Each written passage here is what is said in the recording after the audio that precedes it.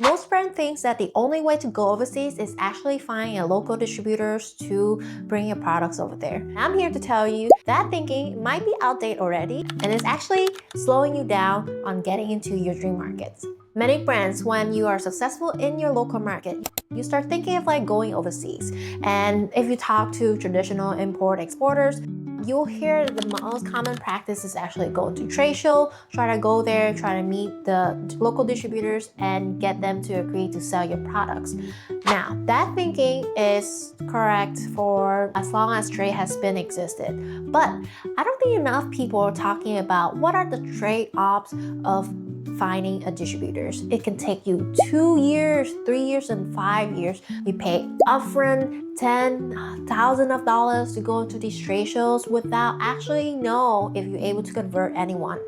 When I go to trade shows, I can hear people saying that, oh, I want to sell to someone, and then they'll take care of pricing, marketing, distribution strategy in that market. All I care is that the product has left my factory and get to that destination. That might work if you have a generic products with no brand. But if you are owning the brand yourself, that brand is an asset and you want to have that cohesive customer experience throughout different markets that you are present in.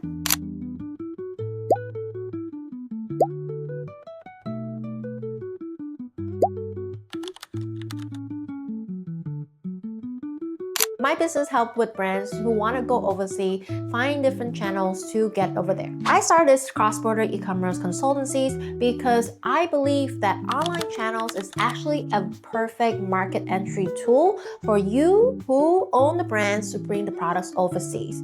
And my belief was proven when a beauty distributors actually approached us to find a way to bring the brands they are presenting to a new market.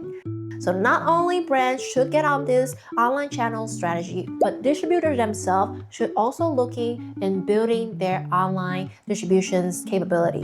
Here's what distributor in my story has figured out that most brand has not yet. It's a shift in the mindset. A lot of people treating online channel as a sales channel.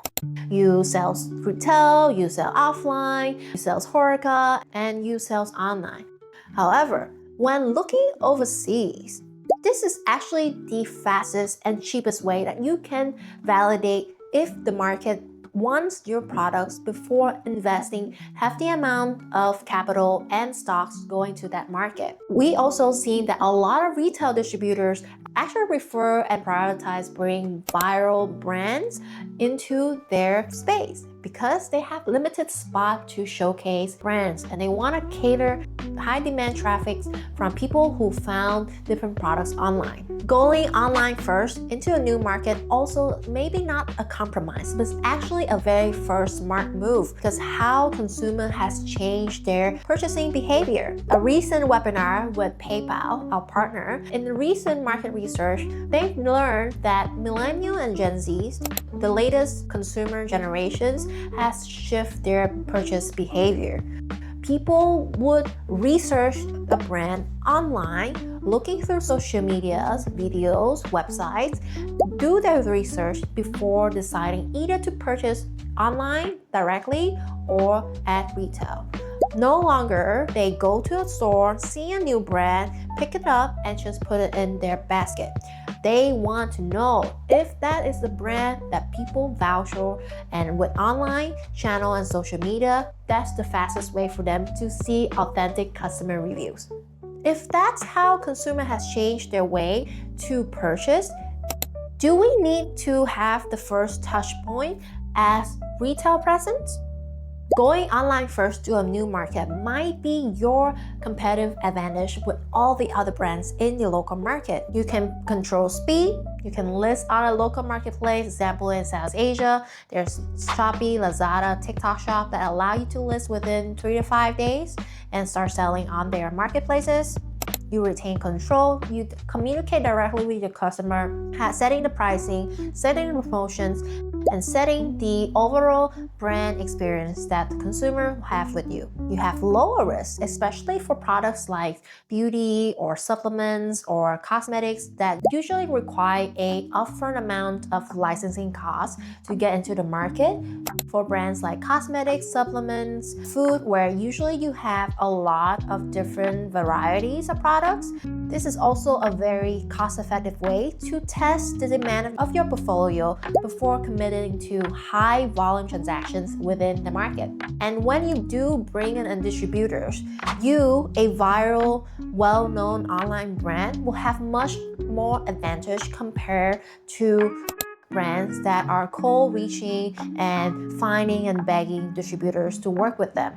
You no longer have to rely on the distributors to control and take care of this because, let's be honest, there's a lot of trade-offs of getting onto these distributor deals. You are not the only brand they are working with. They might have other brands that are bringing more money, so they deprioritize you. They control the market, they control the pricing, they control the margin that you might not able to enjoy directly yourself. And the worst thing is, if their operation is bad, they cannot sell your product, their customer service is bad, customer come back angry to your brand. So here's the reframe. Online first is not a backup plan when it comes to going overseas. And I've seen it firsthand when going trade show across Asia. Talking to new upcoming brands, there are so many stories of brands starting up online in their markets and found success. So why not using the same strategy when it comes to going overseas? Whoever have online distributions capabilities can use that same skill that you have in your local market going overseas. This strategy isn't just for brands to go direct, but it's also for distributors who are able to build their online distribution strategy. For distributors, that also means that you can now negotiate and find brands who wish to go overseas without a big capital investment upfront. If a brand already able to work with you successfully for one online channels in one country, that means that they are also willing to work with you to open their online distributions in a different market. And good news, there are many local distribution skills can also be translated into a new market.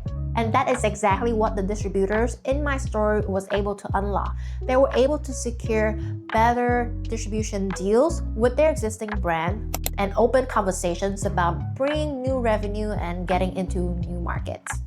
This is why I'm keep saying that the game has changed for import-export.